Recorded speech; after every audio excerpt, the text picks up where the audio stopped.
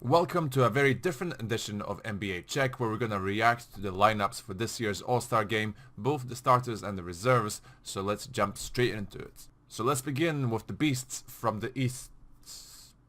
So we have LeBron James, Kyrie Irving, DeMar DeRozan, the Greek Freak, and Jimmy Butler, and straight away I can tell you, Jimmy Butler should not be starting this game. Yes, he should be in the All-Star Game, but to be a starter? Nah. Like, he's not in the top 10 caliber right now in the NBA. But this is what happens when, the fans are voting. So, what are you going to do? LeBron James and Kyrie Irving, obviously they're shoo-ins. There's nothing that can be said about that. DeMar DeRozan is playing consistently and he's playing smart. He's a quality player. I would say he deserves to be in there. The Greek Freak, Giannis, whether he should be in or not is a little bit maybe, worth arguing, but the guy is like the Swiss knife of basketball. He does pretty much everything. He leads the Bucks in every single category, so what more can you do? So I think, it'll be interesting. However, they don't have an inside guy. So I don't know what's going to happen. Is LeBron James going to play center and Giannis is going to play, I don't know, point guard, or what's going to happen? Uncle Drew is going to bust some ankles. I think it's a pretty good team, to be honest. It'll be exciting to watch, minus Jimmy Butler. So I think they're okay. On the other side, we have Harden, Leonard, Durant, Curry, and Davis starting, which is basically yes, yes, yes, yes, and no. Why is the unibrow starting? I mean, why is the guy that has a living caterpillar on his face in the starting five for the All-Star Game? Now, I know this guy, averages like 30,000 points and 5,000 rebounds in 20 minutes.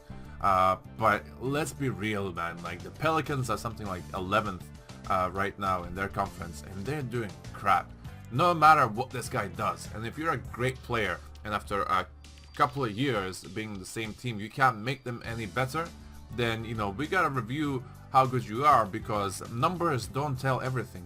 You could just be on a really bad team and you're the guy that does most of the scoring and most of the rebounds and stuff like that, and you look great, but you keep losing games. So I really don't want to see Anthony Davis starting this game. Yes, it's inevitable he should be in the All-Star Game, but I think this is crap. Someone else could take that place, to be honest. Now let's have a look at the reserves for the East, and all I gotta say is Isaiah Thomas, this guy should be starting, okay? I don't care what, take anyone else out, put this guy in, he's deserved it. He is being an assassin this year. It is absolutely off the chain what this guy can do.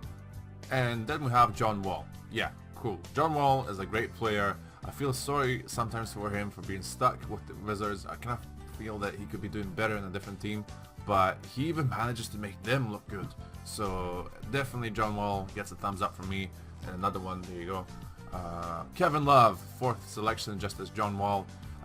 He is a great player. I've always liked him. I liked him more, when he used to play for Minnesota, and he had that game when he scored like 30 points and 30 rebounds in one game, which is like absolutely insane. And everyone knew that was going to change when it came to the Cavaliers. And it did change, and this year he seems to be getting more into the rhythm of things next to LeBron and Kyrie. And I would say he deserves it.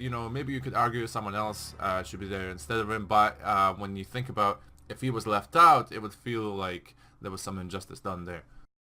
As for the rest of these guys, the only thing I can say is Kemba Walker finally made it.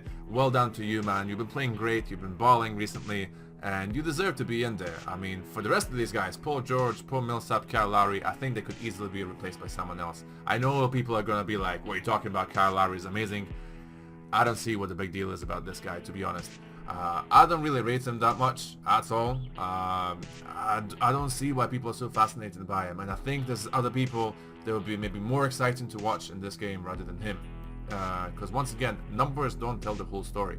Paul Millsap, once again, he was great a couple of years ago when the Atlanta Hawks went on that absolutely amazing run, but since then he's not really the same player, and I think he could definitely be replaced by something better or more exciting to watch.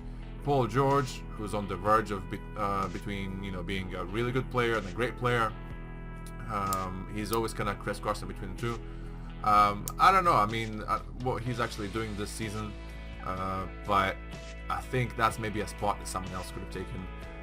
But out of those three guys, maybe he deserves it the most. I would maybe say, you know. And then on the west side, Jesus Christ, they messed this crap up. Oh. First of all, Russell Westbrook should be starting. I don't care what. This guy is destroying everyone in the NBA. He should be in the starting lineup. No discussion there. Two more guys that really deserve to be here. You have Klay Thompson, who's a great shooter. A guy can score like 50 points in the space of 7 seconds. So there's no way that you can have a guy like that in the All-Star game. And DeMarcus Cousins, a guy who's so skilled, and only his mentality really is holding him back from being, you know, one of the best big guys ever. So, you know, he definitely needs to be in there. Maybe he should be pushing for the starting lineup as well. The rest of these guys, oh my god. I guess Gordon Hayward, you know, congratulations on making the first All-Star game. You deserve it because you've been playing well last couple of years. So, okay, fine, you get it based on that. But other than that, DeAndre Jordan, what the hell is he doing in this game? A guy that can't do anything apart from an alley-oop slam dunk. I mean, what the hell? Draymond Green, a guy who has done nothing but kick people in the balls, you know, for the past year. Why is he in the All-Star game, you know? And Marc Gasol, don't get me wrong, this guy is a great player, but he's been on the decline for the past, what, 2 seasons or so? Why is he in here apart from a legacy vote? I mean, these guys are taking up space for other players that should be in there. There's no doubts about it, you know? If you want, like, someone that's going to be controversial during the All-Star game, yeah, sure, put Draymond Green in. Why? Because he can kick everyone in the balls, including the referees, you know, the people that perform at halftime, a couple of different fans, you know, some celebrities. Kevin Hart at the sideline, you know, why don't you kick him in the balls? But that's it. I mean, this is just a mess. This is a mess in my mind. Two big guys in my mind have been snubbed is obviously Joel Embiid, that should be in this. A lot of people say, you know, he hasn't played enough, he's too young, blah blah, stuff like that. But you know what? The fans want to see him, you know, and you want to make the All-Star game exciting again. So why not put the process in the game, you know? And then you have Nikola Jokic from the Denver Nuggets, a guy who this season is trying to push this crappy team into like a winning margin, you know. And you have a huge guy that can pass like Magic Johnson, has all the post-up moves, can shoot the three. He's the leading player and was a player efficiency rating in the NBA this whole season. Out of the whole NBA, he's #1, and you don't put him in. I mean, you know, the All-Star game should have some fun and excitement. You need, you know, flashy passes. You need someone that the crowd is going to get behind. You need these things so the people can get into it. You also have Damian Lillard and CJ McCollum from the Trailblazers that have been snubbed. You know, they could have been maybe interesting to see if they were maybe both in, how, you know, the duo would play together on the All-Star stage. Apart from that, maybe Karl Anthony Towns, you know, does he deserve to be in there? And in my mind, like Rudy Gobert, like, why not put him in instead of like DeAndre Jordan? What the hell has DeAndre Jordan done again? I really hate the fact that guy is in there. Let's be honest, the All-Star game is getting shit.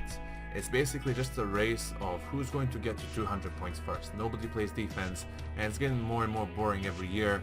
Last year, you know, they kind of brought back the excitement of the slam dunk contest because of 2 outstanding guys, but the whole All-Star game itself is kind of dull, you know, people are not really into it. So you need to bring in guys that will bring you excitement, and it's not all about the guys who fill out the stat sheets, you know, the best numbers, most points, rebounds, and so on. You need some guys with, you know, charisma, with, you know, flashy passes and things like that. They're gonna make a game that's worthwhile watching, you know. And it's a process that, you know, you need to have, you know, maybe like 2 or 3 years in a row. You have to have exciting games like that, so the people can be like, oh, you know what, the All-Star game is worth watching again, so let's get excited about it. Right now, no one's excited about it. People are just pissed. So NBA, you gotta fix this. Wow, this felt more like a personal rant than an episode, but thank you so much for watching.